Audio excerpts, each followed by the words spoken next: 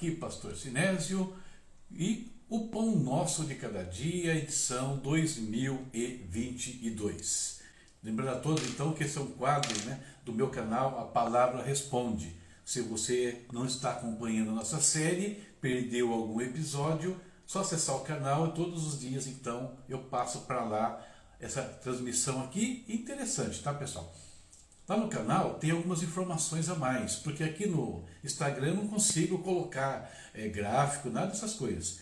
Lá no vídeo eu consigo, então no vídeo você tem mais informações, tem textos que dá para você acompanhar até de uma maneira até mais didática do que aqui no Instagram. Aqui é mais um bate-papo. Então vamos lá. Então, nosso canal A Palavra Responde, Pão Nosso de Cada Dia. Nossa audioleitura de hoje, que estamos aí fazendo junto com o pastor Fábio, nós lendo Gênesis capítulo 41 até o capítulo 44. Nós estamos na parte 3 agora dos Evangelhos, já falando sobre os primeiros anos da vida de Jesus Cristo. E hoje nós vamos falar de um trechinho bem conhecido, o anjo fala com José. Todos nós já conhecemos a história, já ouvimos dessa história. Que lições tiraríamos para a nossa vida prática, para aplicarmos hoje, olhando para esse evento? É isso que eu quero repartir com os senhores, tá bom? Hoje com um casal, por enquanto, aí com a gente, Vamos ler Mateus capítulo 1, versículos 18 ao 20, e diz assim: Foi assim o nascimento de Jesus Cristo. Maria, sua mãe, estava prometida em casamento a José, mas antes que se unissem, achou-se grávida pelo Espírito Santo. Por ser José, o seu marido, um homem justo, e não querendo expô-la à desonra pública, pretendia anular o casamento secretamente. Mas, depois de ter pensado nisso, apareceu-lhe um anjo do Senhor em sonho e disse: José, filho de Davi, não tema receber Maria como sua esposa, pois o que nela está gerado procede do Espírito Santo. Então, esse é o tema que a gente vai conversar um pouquinho hoje, desse encontro, esse sonho onde o anjo fala com José e alguns detalhes que estão vinculados a ele. Somente Mateus e Lucas narram o nascimento de Jesus. Nós temos os 4 evangelhos, mas apenas nesses 2 nós temos alguma informação. Sendo que Lucas é aquele que nos dá mais detalhes, Mateus ele é bem mais sucinto. Por exemplo, sobre o nascimento de Jesus, ele vai gastar basicamente um versículo, ele vai resumir isso aí. E Lucas vai detalhar um pouco mais.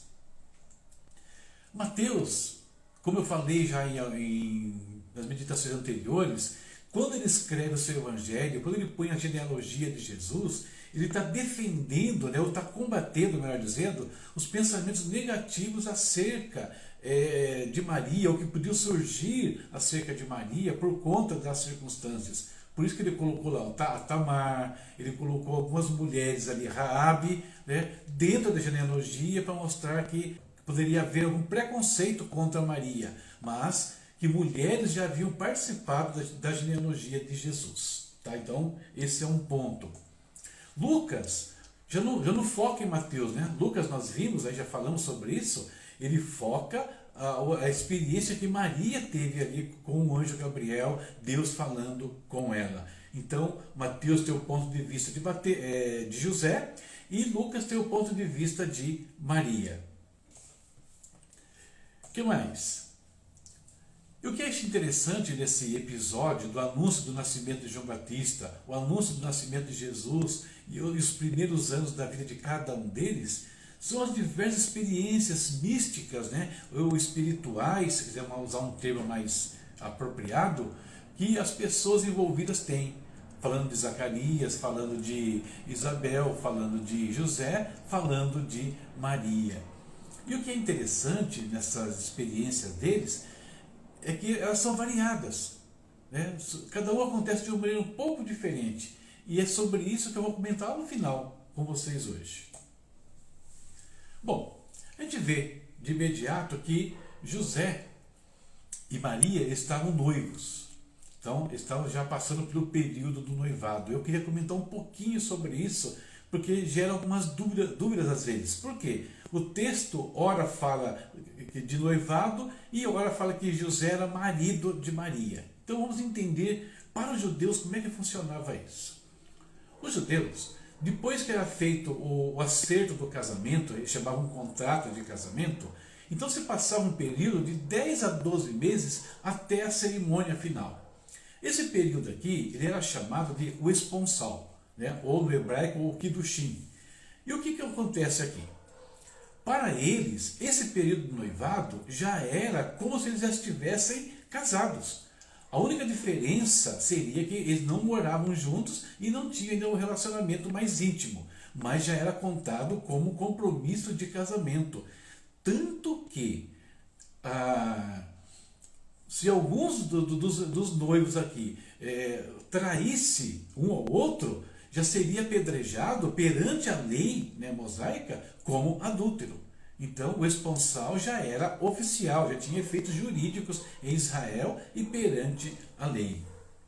E é nesse período então do esponsal que o anjo fala com Maria.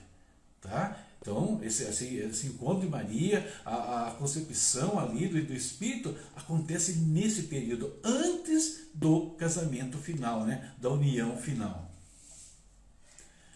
E quando Maria, então, nós vimos o anúncio, né, do nascimento de Jesus, né, em Lucas, ela recebe essa informação, ela passa isso para José. Tanto ela informa José, conversa com José sobre o que tinha acontecido, que José, não digerindo aquela situação no primeiro instante, ele planeja deixar Maria e anular o casamento. E aí é interessante ver o que acontece. Por quê? José ele tinha duas alternativas para fazer isso. Tá? Ele poderia cancelar o casamento publicamente. Se ele fizesse isso publicamente, ele praticamente estava condenando Maria à morte. Por quê? Como eu disse, ela seria apedrejada perante a lei.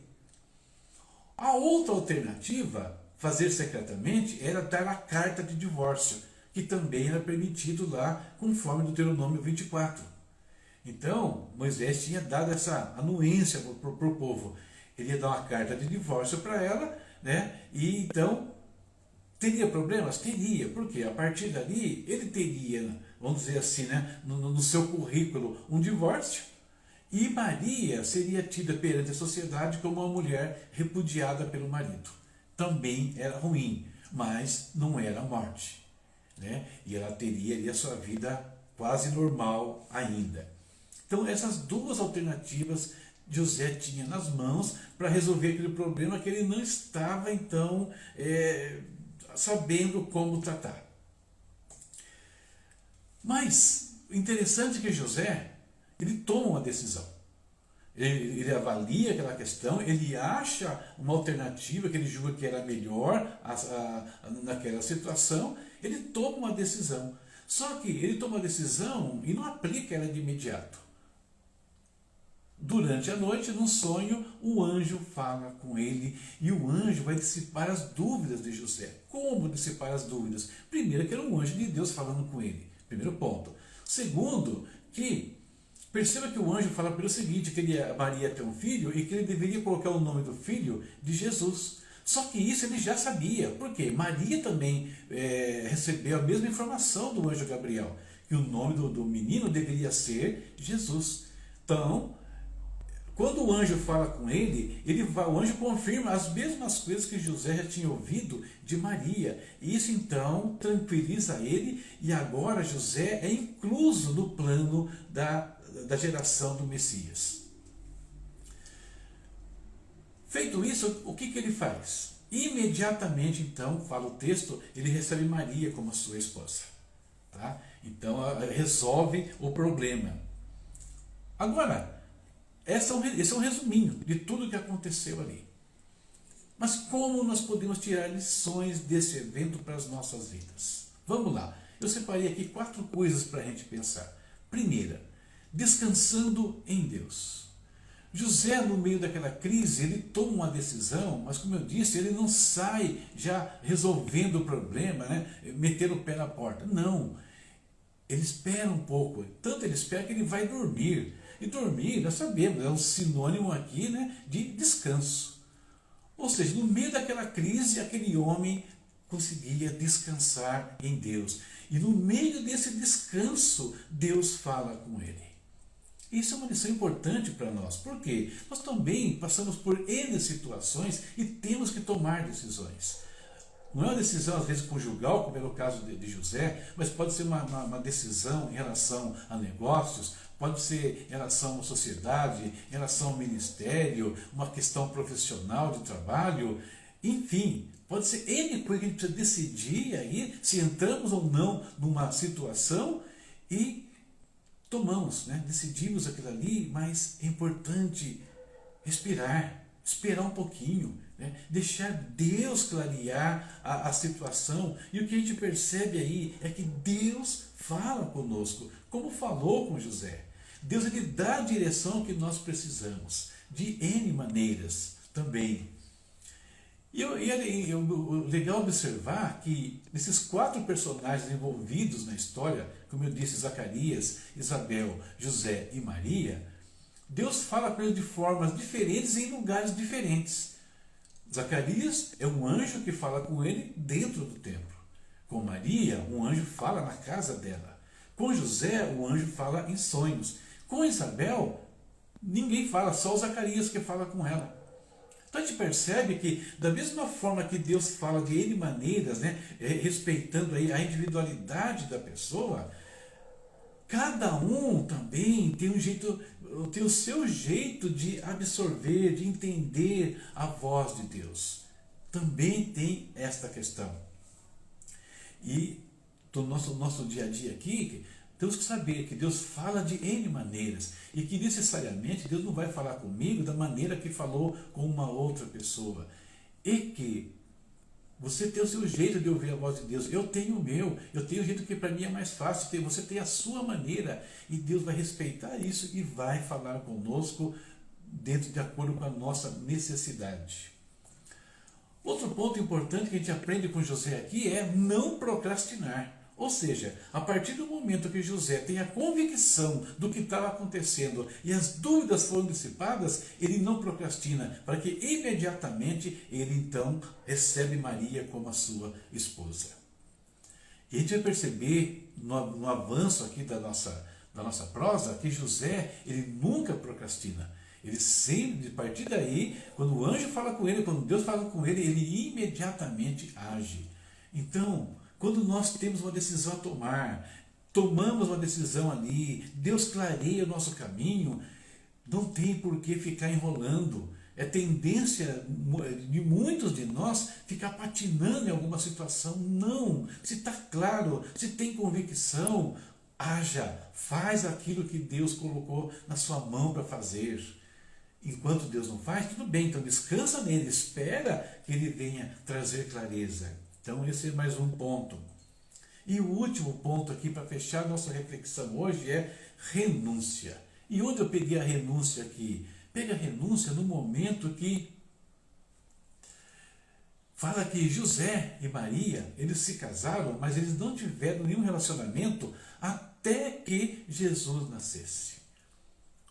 Então, o que eu tiro de lição para nós aqui é o seguinte, que em determinadas circunstâncias, em determinados momentos da nossa vida, nós precisamos renunciar às nossas vontades, aos nossos desejos, aos nossos direitos até que Cristo se forme em nossas vidas, até que essa nova vida que nós estamos vivendo, até que esse Jesus nós possamos ter ele nas mãos e apresentá-lo àqueles que estão ao nosso redor.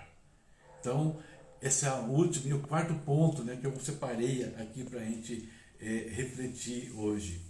Então, 4 coisas, né, tirei desse texto. Descansar em Deus, Deus fala conosco quando nós precisamos, não procrastinar e renunciar, né, estar pronto a renunciar quando for o caso, abrir mão de alguma situação.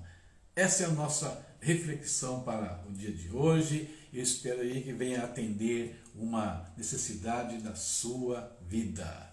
Perfeito? Queridos, terminamos aqui a nossa reflexão. A gente vai para o nosso momento de oração agora. Se você tem aí então um pedido de oração, se não colocar, mas coloque em pensamento, em comunhão, no Espírito, por meio do Espírito Santo que nos une num só Espírito agora, por meio dele, nós podemos falar e orar e pedir a bênção de Deus sobre N situações. Eu quero hoje pedir oração aqui pelo Rodrigo, né? O meu genro, pela minha filha Andressa, pelos meus 2 netos, a Giovana e o Gabriel. Eles estão aí meio adoentados com essa questão da gripe, pegou todo mundo lá de repente. Então vamos interceder por eles, gostaria que vocês orassem também.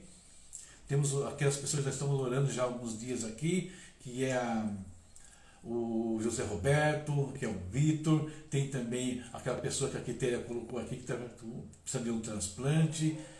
Continuar orando também pela Duda, né? A Duda, a questão da alergia aí, que Deus dê recuperação plena para ela. Vamos orar, né? Hoje ficou bem fechado aqui em família a nossa questão, como foi o nosso culto familiar agora há pouco aqui. Oremos, queridos.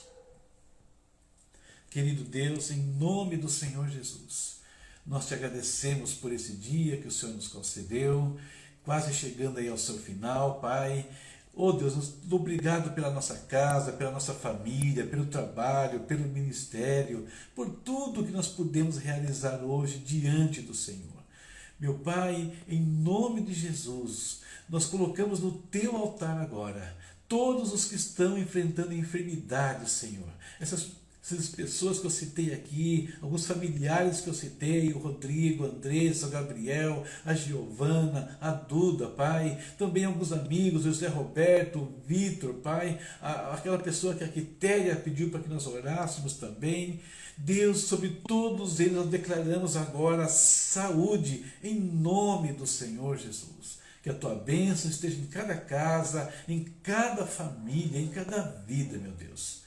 Pai Santo, oramos também, pedindo a tu que a bênção do Senhor alcance a vida financeira de todos os teus filhos. Alguns estão precisando de uma porta aberta de trabalho. Oh Deus, então visita, Pai. Traz a tua bênção ali, prospera a vida profissional, abre uma porta, prospera os negócios, meu Deus amado, em nome do Senhor Jesus. Guarda o nosso Brasil, Senhor. Guarda a tua igreja, guarda os missionários, meu Pai eterno. Deus, que nós possamos andar diante de Ti. Nos dê um coração que descanse no Senhor a cada instante. Não permita que nenhuma preocupação, nenhuma crise venha tirar a nossa paz. Mas como vimos aqui hoje, que quando esses momentos chegar, nós possamos decidir sim, descansar, submeter ao Senhor as nossas decisões, esperar que o Senhor venha dar a aprovação que nós precisamos, a direção que nós precisamos. E nos ajude a agir sempre de acordo com a tua vontade e de maneira célere quando nós a conhecermos, meu Deus. Nos ajude, ó Deus, a renunciar tudo aquilo que impede que o Senhor Jesus apareça em nossas vidas. Pai eterno, fica conosco. É o que eu te peço em nome de Jesus. Amém.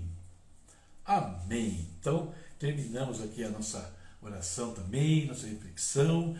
Para amanhã, recadinhos aqui, os 2 recados de todo dia. Primeiro, a nossa audioleitura será em Gênesis, capítulos 45 ao 48. Então, não deixe de ler. Se você quer acompanhar a leitura, só ficar atento que eu jogo no Instagram, jogo no Face, LinkedIn, no YouTube. Para todo canto vai lá o áudio para vocês acompanharem. Tá certo? E qual será a nossa reflexão de amanhã? Vamos falar justamente sobre o nascimento de Jesus. Estamos em Lucas, viemos para Mateus, amanhã a gente volta para Lucas, percebe? Eu estou juntando de maneira lógica os eventos de cada evangelho. Então amanhã o nascimento de Jesus. O que aprender com esse momento tão importante? É isso. Deus abençoe a todos vocês e até a próxima, se Deus quiser. Tchau, tchau.